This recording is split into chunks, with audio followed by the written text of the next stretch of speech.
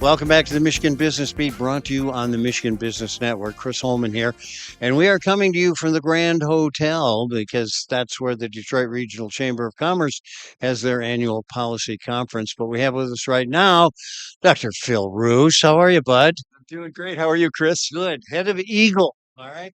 And I know what some of them do. But let them know. It's the Department of Environment, Great Lakes, and Energy. All the energy stuff, as well as all the protecting air, land, and water, and a little bit of Great Lakes thrown in there. I tell people that Phil is the guy who knows the meaning of life because that covers a lot here in Michigan. You know what I mean? Yeah. All right. So let's talk about that. Challenges. Challenges.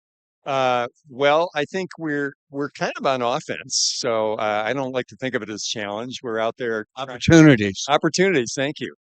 We're trying to rebuild the water infrastructure across the state, made great progress, over $5 billion since the governor came into office, and lots of 75,000 jobs, and really making a difference in protecting drinking water, waste, our lakes and streams and so forth.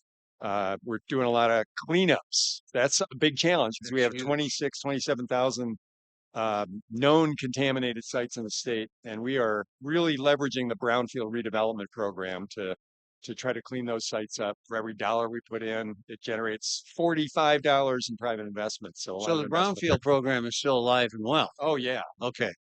Because that was a hot thing for a while. And then I think everybody assumed it went away. Oh no. We're working behind the scenes, but we're giving it a lot of tender loving care right now, and really getting it out into as many communities as we can because it can really be transformative. Well, the government would say what your job is akin to fixing the damn roads. I mean, it's like a long-term project, right? Because it took a long time to contaminate. Yeah, no, that's right.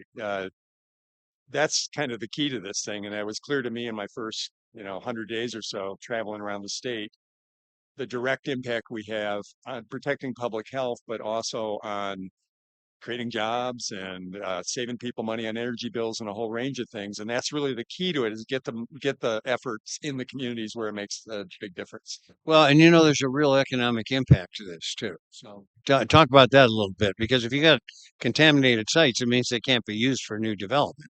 That's right. It's not only a public health concern, but yeah, it can be a blight on the community. There's some development around it. And we found in a number of communities, I visited a number of these and been out celebrating some of these, one in Saginaw and Traverse City and other places. Uh, you have one key development, a brownfield site that's redeveloped, and you start having all these satellite sites that come out around it, and lots of jobs and economic activity generated. Well, it's a big time job. It really is. So what's in the future? What's the next step? Right now, one of the things we're talking about here is taking the benefits of clean energy transformation to everyday Michiganders, and we have a couple programs on that. One that we spoke on, sort of the workforce aspects of it, is the My Home Energy Rebate Program, which uh, is a chance to have everyday Michiganders take advantage of saving money on their energy bills, on having more comfort in their homes, more resale value if they own their homes, although renters can enjoy this too. Up to $34,000 in rebates are available for either, or for a combination of home sort of weatherization and efficiency, as well as if you want to electrify the home, put in an electric stove or a heat pump. It's just a really game-changing program.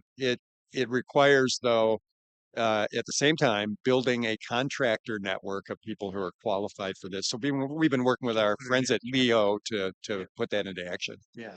So is solar a part of that too? Solar, so there's another program called Solar for All, which we're in a pilot stage now. We're accepting applications for that, and that's bringing community solar to folks all around the state, and those who need it most and wouldn't otherwise have the chance to benefit from that. Same issues around workforce. And one of the things you have to be happy about is a lot of the energy suppliers are building solar farms. Oh yeah, I know that you see them everywhere, Yeah. and I love it. It's like the governor with fix-a-dam roads and seeing the cones everywhere. That's a sign of progress. We're getting it out there. We're building. It's the cheapest renewable energy is the cheapest form of energy to add to the grid. Yeah, you're absolutely right. All right, we've got about 30 seconds. How'd you wind up in this position? What was your career? That's a great question, Chris. I'm still trying to figure it out. I have spent most of my entire career in the private sector, helping mostly companies, but also some other entities sort of map out the future. A lot of innovation work, strategic growth planning.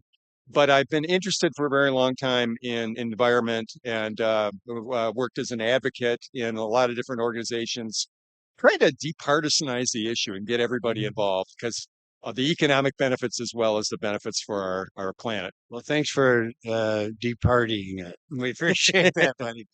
Phil Roos, Dr. Phil Roos, and he is the head of EGLE, the director. And we're going to come back with a whole lot more. I'm Chris Holman. You're watching the Michigan Business Beat on the Michigan Business Network, coming to you from the Grand Hotel on Mackinac.